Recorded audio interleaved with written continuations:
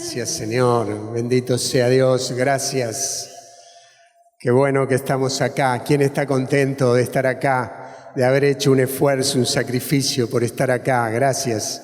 Gracias, Señor. Qué bueno este lugar de tu presencia, el lugar donde somos fortalecidos, donde somos levantados. El lugar de tu presencia siempre es un lugar de tu bendición. Qué bueno que estamos acá, que hemos hecho este esfuerzo para estar acá.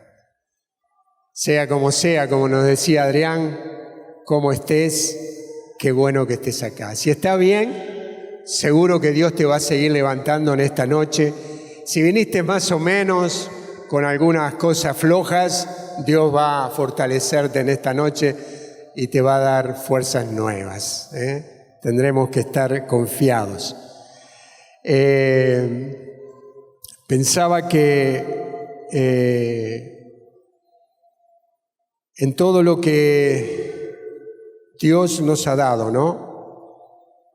Creo que todos los que hemos sido bendecidos por Dios, los que en algún momento, en alguna misa o al comulgar o recibiendo la palabra de Dios, fuimos tocados, fuimos conmovidos, o los que sus vidas fueron transformadas, cambiadas, y hoy somos otras personas de las que podíamos haber sido, y hubo signos, prodigios y milagros, vidas transformadas, vidas sanadas, economías levantadas. Estoy hablando un poco de todo lo que hemos vivido como comunidad. Hemos sido liberados muchos de vicios, de droga, matrimonios restaurados, familias levantadas. ¿Verdad que eso no tiene precio, no? Gracias, tendríamos que estar adorando al Señor y dándole gracias. No sé si vos haces esto, pero no hay un día de mi vida que no le dé gracias a Dios por lo que has hecho. Y los que hemos sido tocados por Dios, no podemos dejar de ser agradecidos a Dios. Porque también es una forma de enfrentar al enemigo cuando viene con acusaciones, viene con temores. Darle gracias a Dios tiene un sentido no solamente de ser agradecidos a Dios, sino también de liberación. El agradecer trae fortaleza en nuestra fe también. Y en todo eso donde Dios se ha manifestado a través de signos, de prodigios, de milagros, no podemos dejar de relacionarnos con Dios, de cuidar esa relación con Dios. Y cuando controlamos o vemos todos los aspectos que tiene esa relación con Dios, creo que hay una lista bastante importante en la cual edificamos esa relación con Dios. Y en todo eso nosotros debemos ser responsables. Hablo de responsabilidad. Responsabilidad en la relación con Dios es cuando siempre tenemos encuentros con Dios, cuando somos responsables en la comunidad, cuando no dejamos de venir, cuando somos responsables en nuestras oraciones, en nuestra búsqueda de Dios. Y somos responsables también cuando tenemos vida santa. Dios jamás nos prepara para fracasar. Él nos prepara para que podamos crecer, que no dejemos de crecer. Entonces, esa preparación que Dios ha hecho con cada uno de nosotros, mirá el que tenés al lado, porque en este momento está creciendo. Si vos ves que tiene unos centímetros más, es porque está creciendo en el Espíritu. Pero a ese crecimiento, a esa preparación para crecer en el Espíritu que Dios nos ha dado, tenemos que agregarle la responsabilidad. Cuando nosotros sembramos una semilla, si no la regamos, si no la fertilizamos, no va a crecer. Se va a quedar en el mismo lugar que está y no habrá crecimiento. Y tal vez en unos días esté seca porque el sol la achicharró, la quemó, los pájaros, como dice la palabra, se la comieron. Pero si nosotros la regamos, la fertilizamos, vamos a poder ver los frutos.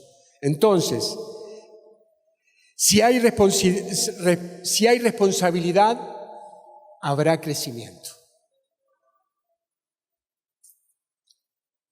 Somos hijos de Dios, ¿verdad? Todos sabemos esto, que tenemos un Padre amoroso, un Padre que nos cuida y que nos protege. Somos imagen y semejanza de Dios. Lo sabemos esto, ¿verdad? Y dice Primera de Pedro, en el capítulo 2, versículo 9 y 10, ustedes, en cambio, son una raza elegida. Disfrutad de esto y tomalo, porque es palabra de Dios. Es Dios diciéndonos lo que nosotros, lo que vos y yo somos. Somos un sacerdocio real, una nación santa, un pueblo adquirido para anunciar las maravillas de aquel que nos sacó de las tinieblas a su bendita luz. Ustedes que antes no eran un pueblo, ahora son mi pueblo. Ustedes que antes no habían obtenido misericordia, ahora la han alcanzado. Yo no sé si vos disfrutás de esto que Dios te dice, pero cuando uno se mete en las profundidades de la palabra de Dios y toma esto para cada uno, seguro que de acá salís levantado, porque somos ese pueblo adquirido por Dios.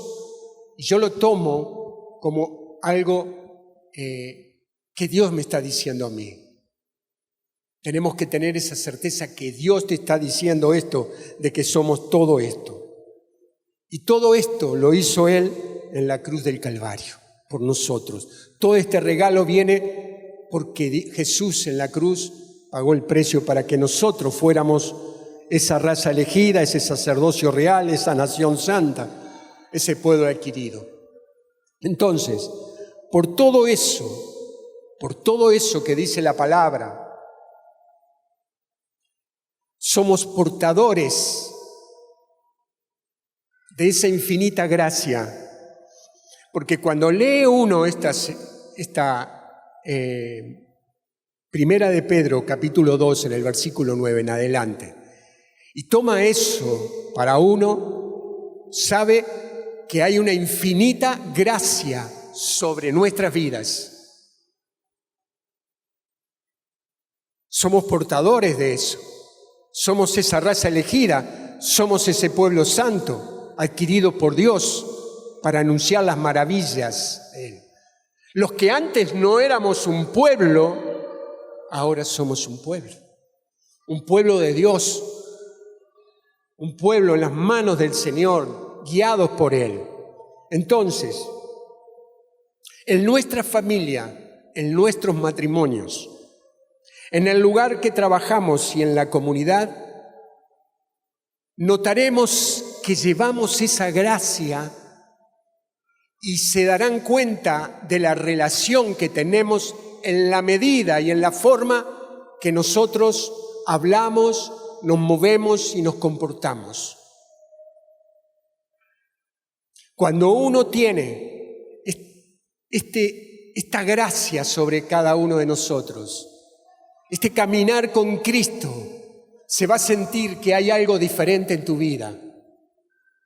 Así como dice en el Antiguo Testamento, querían tomarle la solapa a los que creían en Dios porque estaba la presencia de ellos ahí. Y qué bueno que a nosotros nos quieren agarrar las remeras y las camisas para tocarnos, porque la presencia del amado está en nosotros. Somos portadores de eso. Entonces, actuamos y hablamos de la forma que Dios nos ha preparado, nos ha dado esa gracia, agregado a esta forma de vivir, que es la que tenemos que cuidar, porque nosotros acá, yo creo que todos nosotros, somos más santos acá adentro que allá afuera, ¿verdad? En tu matrimonio, si tenés tu esposa o tu cónyuge, tu esposo ahí al lado, sos más bueno ahora que allá en tu casa. Cuando abrís la puerta de tu casa, o sos de la misma manera de bueno que allá. ¿Verdad, mi amor? Debemos ser buenos acá y cuando vamos a casa. Con nuestras familias, con nuestros hijos, ¿cómo somos? ¿Somos buenos acá? ¿Los tratamos bien acá? ¿Y en nuestra casa los tratamos distinto? Por eso, esa gracia está sobre nosotros. Entonces, también en esa gracia que debemos tener de vivir de esa manera con Cristo en cada una de nuestras vidas, el comportamiento, en todo, debemos también tener esa disciplina que habla de la disciplina del creyente. Vos y yo tenemos que tener disciplina. ¿Disciplina para qué? Para crecer.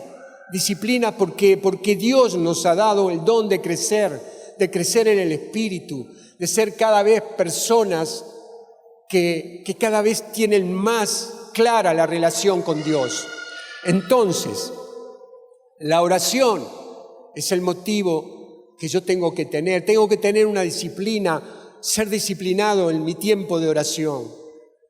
Y nosotros acá lo hemos repetido tantas veces y la tendremos que seguir repitiendo tantas veces, porque primeramente me hace bien a mí y también le hace bien a ustedes recordar que la oración es la forma de relacionarnos con Dios, de tener encuentros con Dios. Los sacramentos, una vida de sacramentos, de relación, de vivir la misa, los sacramentos de nuestra iglesia, lectura de la palabra. No podemos ser cristianos si no tenemos lectura de la palabra, si no tenemos esa lectura diaria de la palabra, el ayuno, la lectura de algún libro que hace que podamos crecer en la fe. Cuando nos nutrimos de las cosas que hablan de nuestro Dios y edifican nuestra vida de fe.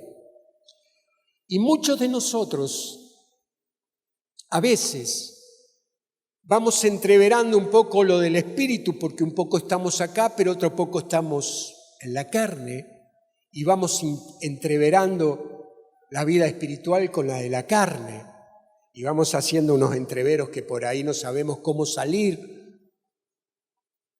Y Dios sabe esto, y Él habla a través de Salomón, diciendo en Proverbios 4:23, por sobre todas las cosas, cuida tu corazón, porque de él mana la vida. Sencillo. Dios habla a través de Salomón sencillamente. Cuando nosotros cuidamos nuestro corazón, cuando preservamos lo que tenemos dentro, fluirá de ahí ríos de bendición o de maldición. Todo lo que de nuestra vida fluye como río desde ese lugar central que es nuestro corazón. Cuando tu corazón está con gozo porque has recibido de Dios, cuando has leído la palabra, cuando has tenido tiempo de oración, búsqueda de Dios, tratando de ser lo que Dios te dice que seas, siendo guiado por el Espíritu Santo, ¿cómo te sentís? Hay paz en tu corazón, hay gozo, hay deseos de vivir el día en plenitud, en relación con Él. Pero cuando nosotros entramos y no cuidamos nuestro corazón y entramos en un momento donde no queremos perdonar, cuando debido a una situación solamente nos fijamos en lo que nosotros deseábamos y lo que nuestra carne deseaba, empezamos a tener un corazón que empieza a desacomodarse y nuestras vidas empiezan a desacomodarse. Lo que hacemos vos y yo para administrar nuestro corazón tendrá resultado después en la vida. Cuando nosotros estamos enojados y no salimos del enojo y no queremos perdonar, los resultados están en tu vida, en cómo vas a vivir el día, en cómo vas a enfrentar a los compañeros de trabajo, a tus hijos, a tu cónyuge. Tendrá que ver eso. ¿Cómo serás? Si serás amable, si serás una persona de bendición, si serás esa raza elegida, ese pueblo santo que lleva la presencia de Dios, o serás un agrio que todo el mundo quiere darte vuelta la cara porque no te soportan. Entonces, si prospera tu corazón, tu vida va a prosperar. Decile, hermano, que tenés al lado, si tu corazón prospera, tu vida va a prosperar. Tu vida va a ser distinta. Fortalecernos en el Señor es clave para administrar nuestro corazón. Fortalecernos en el Señor es clave para administrar y manejar nuestro corazón. Cuando nosotros nos nutrimos de la bendita palabra de Dios, concurrimos a misa, tenemos tiempos con Él, nuestra vida se fortalece, nuestro espíritu se fortalece. Y Nehemías dice en el capítulo 6, uno de los libros preferidos míos, por eso se me venía lo que Nehemías dice en el capítulo 6 y en el versículo 3. Estoy ocupado en una gran obra y no puedo ir. Si fuera yo a reunirme con ustedes, la obra se vería interrumpida. ¿Y a quién le estaba diciendo Nehemías? A quien estaban proyectando destruir la obra que él estaba haciendo. Él era el copero del rey, él estaba levantando los muros caídos de Jerusalén, tenía una obra importante. Pero los enemigos querían que esa obra se paralizara. ¿Qué hacían? Lo llamaban a Nehemías para distraerlo, para darle un mensaje que trabara la obra que estaba haciendo. La obra de la construcción de tu vida espiritual es importante. Y cuando nosotros hacemos caso a todas las mentiras del enemigo, a todo lo que escuchamos, cuando nos dejamos atrapar, envolver por las noticias del mundo, empezamos a caer en un lugar donde el enemigo nos distrae y nuestra vida espiritual deja de crecer. Entonces, a los que te invitan, y vos sabés a dónde te invitan, porque vos sabés qué es lo bueno y qué es lo malo, decile, la obra es grande. Como dijo Nehemías, la obra es grande, no puedo ir. ¿Sabés cuántas veces lo volvieron a invitar? 4 veces. Las 4 veces le dijo que no, porque ¿sabés qué? Contaminaban su corazón. Y él cuidaba su corazón, porque la obra era grande. Entonces, la obra para construir tu vida espiritual, un corazón sano, necesita de dedicación y de encuentro con Dios permanente. Dije permanente. El Señor es mi guía y yo tengo que llevarlo cuando voy manejando, cuando no sé qué resolver, cómo resolverlo. El Señor es quien me guía. Entonces, hermano, debemos establecer esas verdades acerca de quienes somos en Cristo y qué clase de persona Él ha hecho de nosotros. Tenemos que tener claro que somos la raza elegida, que somos el pueblo de Dios y tenemos que caminar en la vida administrando toda esa riqueza que Dios ha puesto en nuestras vidas. No podemos andar desperdiciando para un lado y para otro la riqueza inigualable que Dios nos ha dado de ser sus hijos, de ser coherederos con Cristo. Somos valiosos, tenemos una gracia enorme. Entonces, hablaba ayer con una persona que hacía mucho tiempo que no hablaba. Una persona de mucho trabajo al aire libre, con calor, con frío.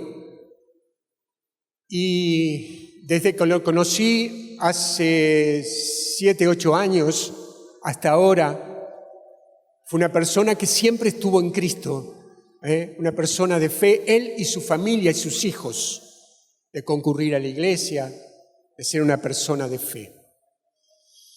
Y lo vi trabajar y mientras lo veía, cuando empezaba a trabajar, todas las mañanas se reunía con su gente para hacer una oración y entregarle el día de trabajo al Señor. Y yo lo veía así, pero lo veía también con toda su vida desordenada, como que no sabía administrar su dinero, el que ganaba, y siempre equivocándose en los negocios. Con todo lo que trabajaba, no era próspero en su economía. Ayer me encontré con él.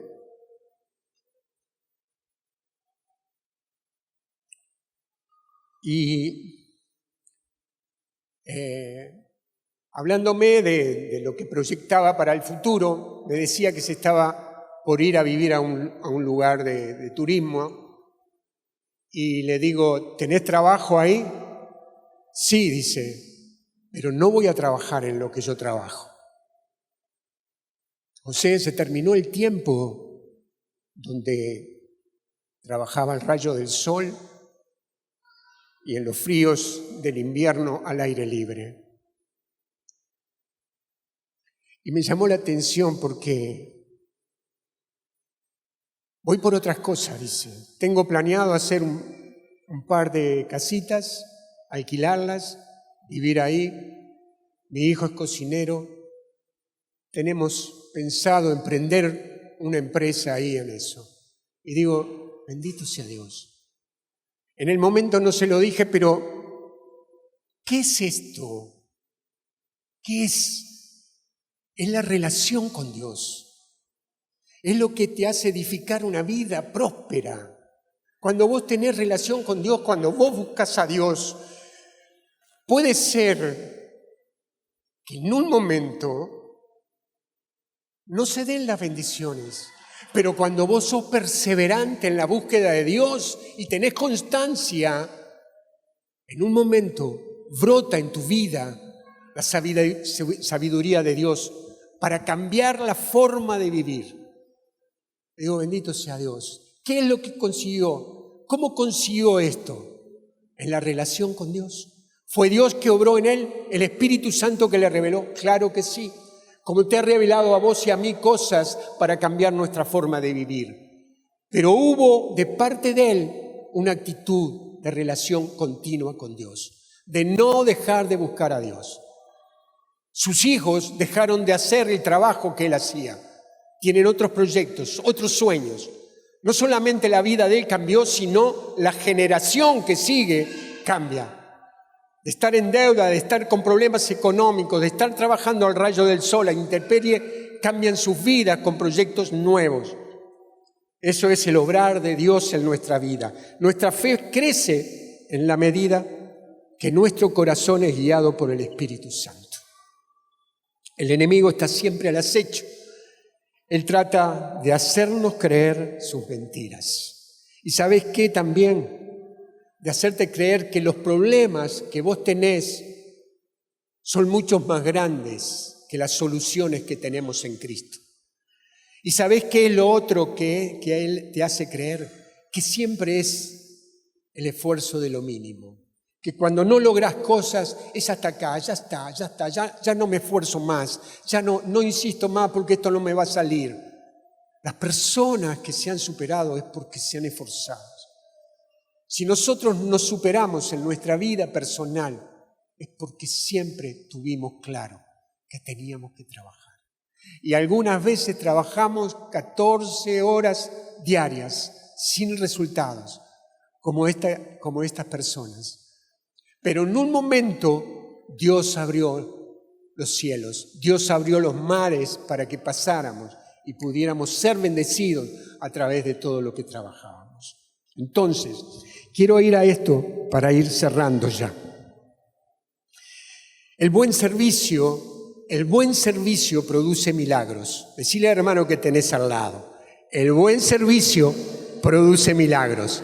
En tu casa, mamá, cuando vos haces un buen servicio, van a haber milagros.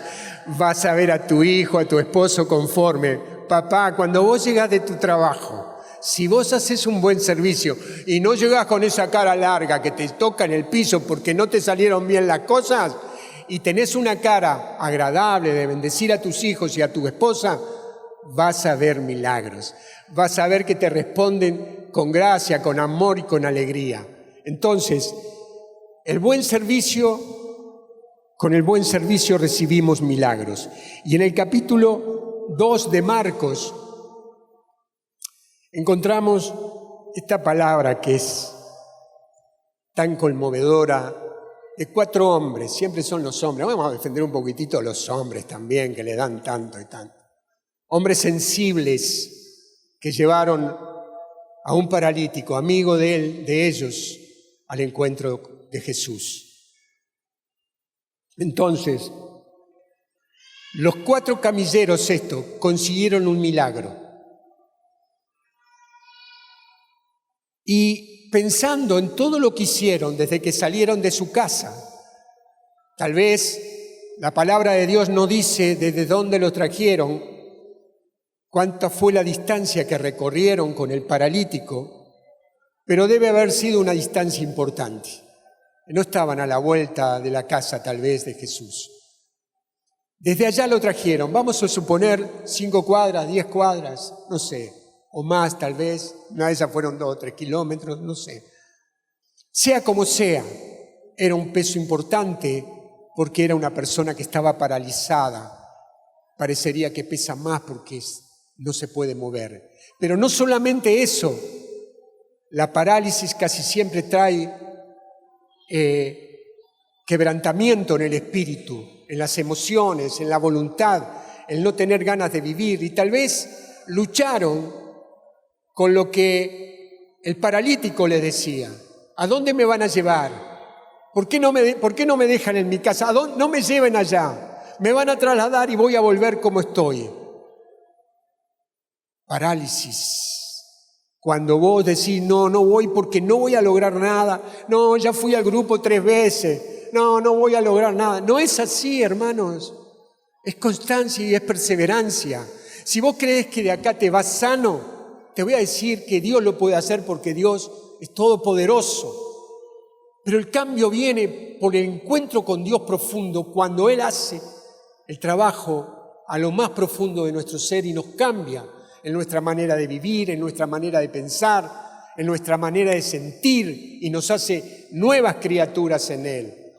Por ahí viene el cambio. Entonces, el cambio no viene de un momento al otro. Y la obra es considerable, dice Nehemías también, que lo tomé. Nehemías en el capítulo 4, en el versículo 13, dice, la obra es considerable y extensa. No te preocupes, decirle al hermano que tenés al lado, la obra es considerable y extensa. No es fácil, es extensa. Y va a ser extensa, ¿sabes hasta cuándo? Hasta que nos vayamos al encuentro de Dios. Mientras estemos acá en la tierra, la obra será extensa, porque vamos a seguir creciendo en la búsqueda de Dios diariamente hasta el día que Dios nos llame a vivir eternamente con Él. Entonces,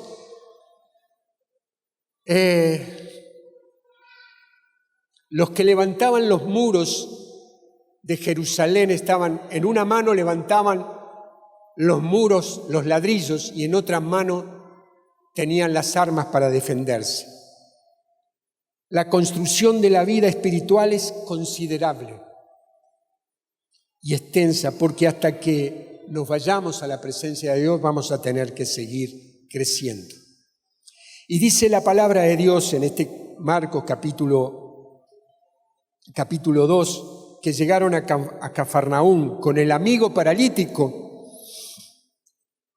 y en la casa dice que estaba llena de gente, como un día va a estar llena de gente acá la parroquia cuando nos reunamos los jueves y esté gente hasta en la plaza ya. Entonces, ¿qué pasó? Que llegaron cansados tal vez, con el paralítico que los estaba acosando, diciendo, ¿por qué me traen hasta acá? Yo quiero ir para mi casa, quiero ir a ver el programa de televisión, quiero ir a ver el partido que ya está por comenzar.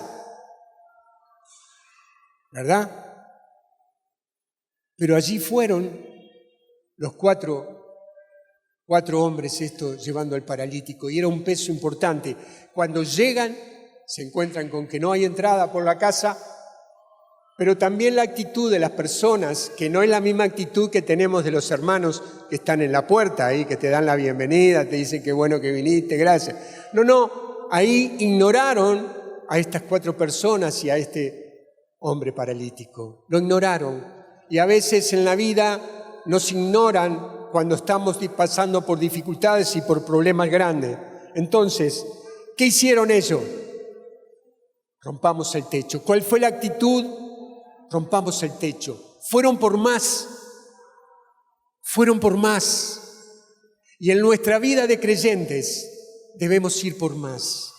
No nos podemos quedar con que hemos conseguido esto. Miren, en Mateo, en el capítulo 27, nos encontramos con los que recibieron los dones.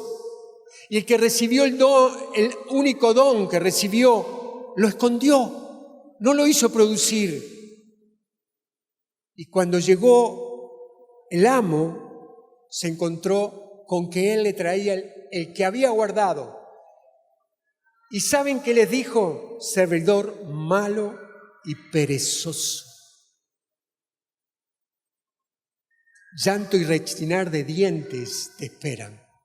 Y le dijo a los otros, entren y participan del gozo del Señor. A los que produjeron, a los que hicieron de lo que le habían dado mucho más. Y esa es nuestra vida en Cristo. Cuando nosotros caminamos en la vida, no solamente tenemos vidas sanas, santas, sino que buscamos a Dios, pero también afirmamos nuestra fe sirviendo a Dios. ¿Sirviendo a quién? Al prójimo. ¿Sirviendo a quién? A tu compañero de trabajo que está necesitado de una palabra de fe. ¿Sirviendo a quién? A tu vecino, a tu familiar que hace tanto tiempo que no hablas con él.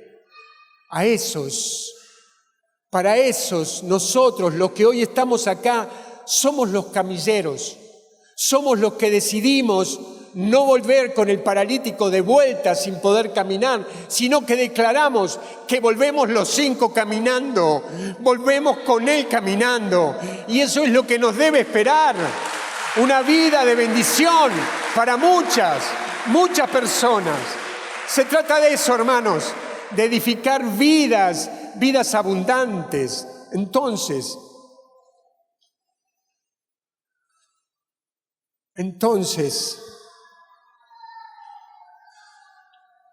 la obra es considerable. Y la gente de la puerta a veces no te deja pasar, ni siquiera es sensible. Y nosotros tenemos que cuidarnos también. Tenemos que cuidarnos, porque a veces estamos tan centrados, escuchando y mirando a Jesús, que no prestamos atención. Y no digo que no prestes si escuches a Jesús. Dice su palabra que busque primero el reino de Dios, pero hay algo que nosotros debemos hacer. Eso que escuchamos de Jesús tiene que desatar una vida de bendición para nosotros y para los que con los cuales nos relacionamos. De ahí, una vida santa, una vida de relación con Dios y una vida donde anunciamos a Cristo con nuestras actitudes, nacen vidas que hacen milagros, que rompen techos, que salen del conformismo, que hacen cosas que nunca habían hecho, que desatan bendiciones en el lugar donde estamos. Acá hay tantas personas, tantos hermanos y hermanas que son de tanta bendición para toda la comunidad.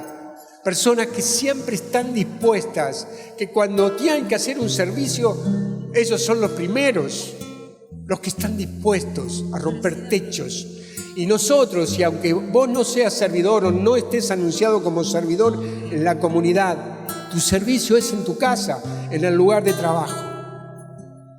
Y a partir de ahí empieza la vida abundante. Y empezás a tener un corazón calmo, aliviado, porque el Señor está dentro tuyo. Actitudes que salvan a paralíticos, que cambian vidas, que transforman situaciones, que nos hacen ver la vida mucho más allá de lo que hoy estamos necesitando.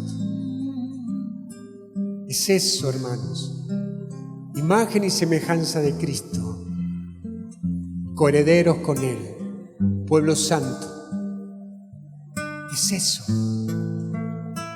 siendo como Cristo. Cuando lo miramos a Él, empezamos a ser como Él. Cuando contemplamos su hermosura, su belleza, también nosotros empezamos a embellecernos en nuestro espíritu y a ser distintos. Alabamos tu nombre. ¿Saben qué pasó? El paralítico fue bajado desde el techo. Es fe eso, ¿verdad? Es fe pura eso. Cuando vos rompés un techo de una casa para bajar un paralítico para que se encuentre con Jesús. Acá hay hermanos que han roto techos para traer a alguien. Acá hay familias que rompieron techos para sanar a sus familiares, que no se quedaron. No nos volvemos atrás con la enfermedad. Rompemos el techo de todo lo que nos dicen los médicos y las circunstancias y traemos sanación y salvación. Es eso, es ir por más. Entonces, al ver la fe de estos hombres, Jesús dijo al paralítico: hijo, tus pecados te son perdonados. Al ver la fe de los hombres, tal vez el paralítico no se esperaba nada de esto, ni tenían fe, pero la fe de sus amigos trajeron una vida sana, liberada de toda parálisis.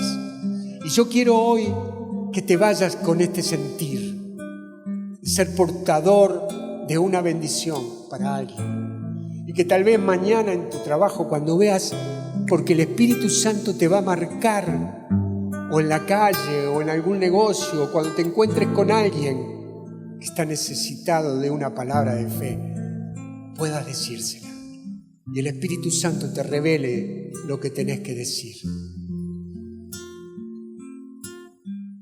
Y qué bueno sería que esa persona que le declarás la palabra de Dios pueda tomar su camilla y salir caminando como salió este de acá.